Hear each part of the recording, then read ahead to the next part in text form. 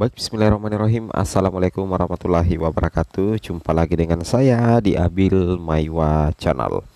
Jadi teman-teman, channel ini merupakan channel pendidikan tempat kita berbagi tentang aplikasi pendidikan, Microsoft Office, serta tips dan triks komputer.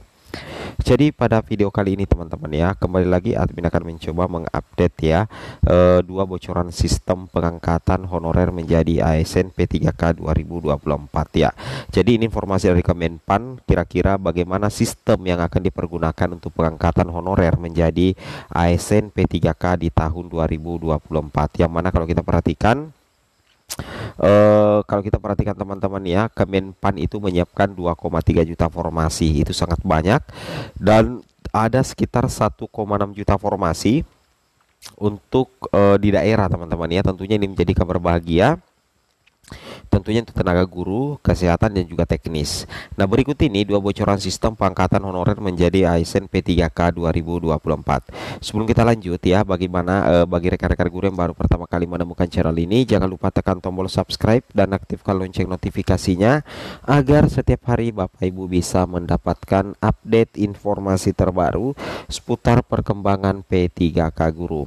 Baik Bapak Ibu, di sini kita mulai yang pertama. Di sini bocoran dua sistem pengangkatan tenaga honorer menjadi P3K 2024 teman-teman ya. Yang pertama itu ada namanya sistem prioritas. Yang mana dikatakan sistem prioritas? Yang dikatakan sistem prioritas adalah honorer yang masuk dalam data aplikasi di instansinya masing-masing dan sudah mengikuti pendataan honorer yang terdaftar di database BKN. Kalau di tenaga kependidikan atau keguruan, guru honorer yang terdaftar di aplikasi Dapodik kemudian sudah mengikuti pendataan dan mengikuti P3K 2023 yang lalu tetapi tidak lulus, itu akan masuk dalam sistem prioritas untuk pengangkatan menjadi ASN P3K 2024. Pertanyaan sekarang, misalkan kalau kita ambil contoh, kalau misalkan guru, apakah guru itu ketika sudah terdaftar di Dapodik, apakah tidak perlu terdaftar di pendataan honorer atau database BKN yang dilakukan BKN beberapa waktu yang lalu? Jawabannya harus teman-teman ya, harus tetap terdata di database BKN. Kenapa bisa seperti itu? Karena database BKN itu akan menjadi acuan utama dari pemerintah pusat untuk melakukan penataan tenaga non-ASN maksimal per Desember 2024 teman-teman ya.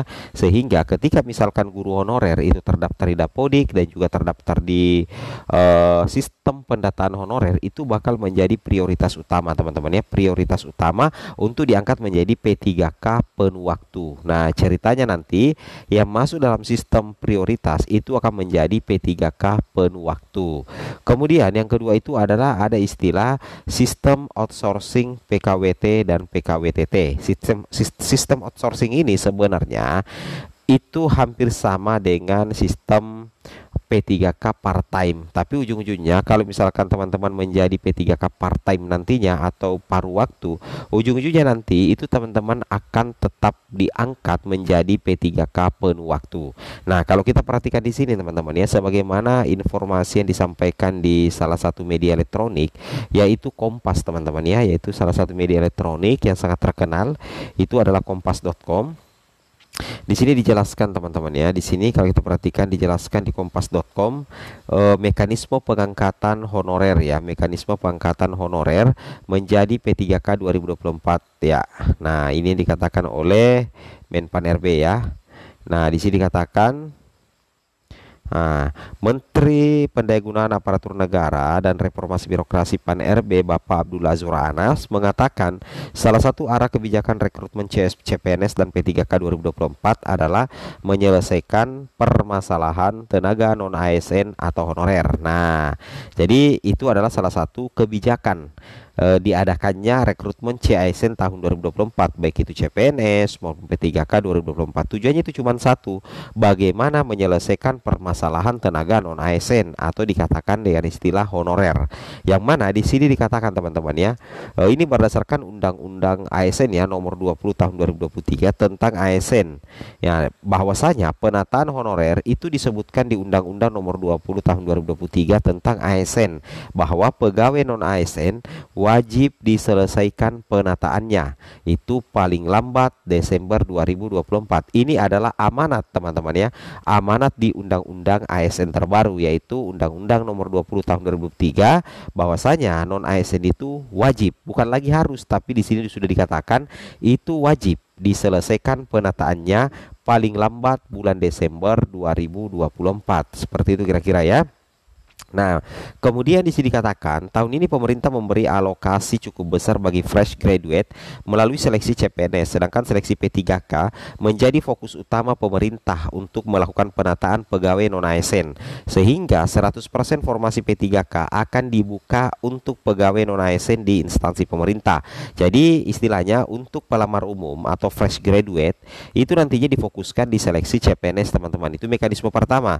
Sedangkan untuk seleksi P3K itu menjadi fokus utama pemerintah untuk melakukan penataan pegawai non-ASN, sehingga 100% formasi P3K akan dibuka untuk pegawai non-ASN di instansi pemerintah. Yang mana dikatakan pegawai non-ASN di instansi pemerintah, yaitu kalau misalkan di guru adalah guru honorer yang terdaftar di Dapodik dan masuk dalam pendataan honorer. Itu kalau di guru. Beda lagi kalau misalkan di tenaga kesehatan ataupun tenaga teknis teman-teman, itu beda lagi aplikasinya. Tapi kalau di guru yang dikatakan pegawai non-ASN adalah semua guru honorer yang terdaftar di Dapodik naungan Kemdikbudristek dan ikut dalam pendataan honorer, dan tentu saja tercatat di pendataan non-ASN. Seperti itu ya. Nah, itu yang akan diprioritaskan untuk penataan di P3K 2024 sekarang teman-teman ya, tepatnya di bulan Desember ya, maksimal di bulan paling lambat ya di bulan Desember.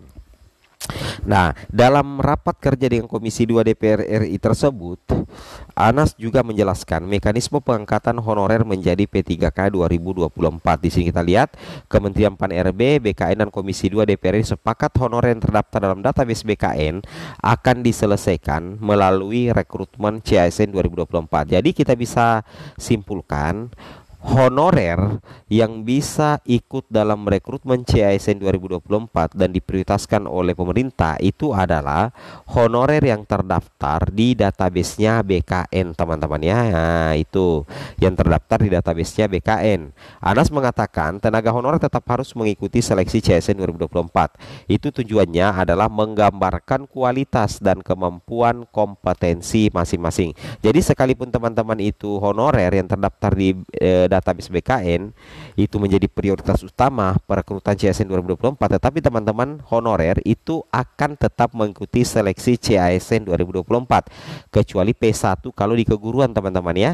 Nah, yang mana kalau kita lihat di sini penilaian kelulusan tidak berdasarkan passing grade seperti rekrutmen CPNS, namun dilakukan melalui perengkingan terbaik secara berurutan. Nah, seperti itu ya. Itu yang harus teman-teman pahami. Kemudian akan ditetapkan menjadi P3K penuh waktu sesuai dengan kemampuan keuangan pada instansi pemerintah masing-masing. Jadi honorer yang menjadi prioritas ketika lulus nantinya itu nantinya teman-teman akan ditetapkan menjadi P3K penuh waktu. Nah, bagaimana dengan instansi pemerintah yang belum memiliki kemampuan keuangan? Tenaga honorer itu diangkat menjadi P3K paruh waktu yang secara bertahap diangkat menjadi P3K penuh waktu. Itu yang kami bilang tadi, outsourcing ya. Oke, tapi kalaupun misalkan salah yang saya sampaikan tadi, istilahnya P3K itu nanti terbagi dua. Ada P3K penuh waktu dan ada P3K paruh waktu.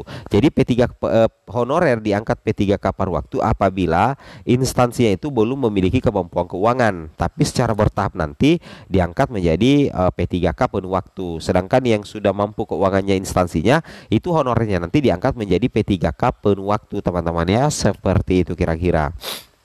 Nah, yang mana prinsipnya sebagaimana telah disepakati bersama bahwa tidak terjadi pengurangan penghasilan, tidak terjadi PHK massal, dan tidak terjadi penambahan beban anggaran. Pada awal tahun 2024, Presiden Joko Widodo telah mengumumkan pemerintah akan membuka kesempatan bagi putra-putri terbaik bangsa untuk menjadi ASN dengan total mencapai 2,3 juta formasi. Kemudian mekanisme kedua bahwa rekrutmen CPNS dan P3K kali ini akan dilaksanakan sebanyak 3 periode.